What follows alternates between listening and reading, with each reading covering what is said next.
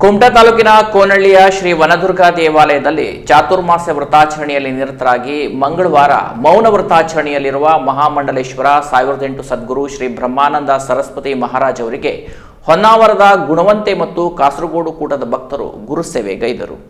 42 ದಿನಗಳ ಚಾತುರ್ಮಾಸ್ಯ ವ್ರತಾಚರಣೆಯಲ್ಲಿ ನಿರತರಾಗಿರುವ ಶ್ರೀ ರಾಮಕ್ಷೇತ್ರ ಮಹಾಸಂಸ್ಥಾನ ಪೀಠಾಧೀಶರಾದ ಮಹಾಮಂಡಲೇಶ್ವರ 1008 ಸದ್ಗುರು ಶ್ರೀ ಬ್ರಹ್ಮಾನಂದ ಸರಸ್ವತಿ ಮಹಾರಾಜ ಅವರು ಏಕಾದಶಿಯ ನಿಮಿತ್ತ ಮೌನ ವ್ರತಾಚರಣೆಯಲ್ಲಿದ್ದು, ಈ ಪುಣ್ಯದ ದಿನದಂದು ಹೊನ್ನಾವರದ ತಾಲೂಕಿನ ಗುಣವಂತೆ ಮತ್ತು ಕಾಸರಗೋಡು ಕೂಟದ ನಾಮಧಾರಿ ಸಮಾಜ ಬಾಂಧವರು ಶ್ರೀಗಳಿಗೆ ಗುರುಸೇವೆ ಸಮರ್ಪಿಸಿದರು.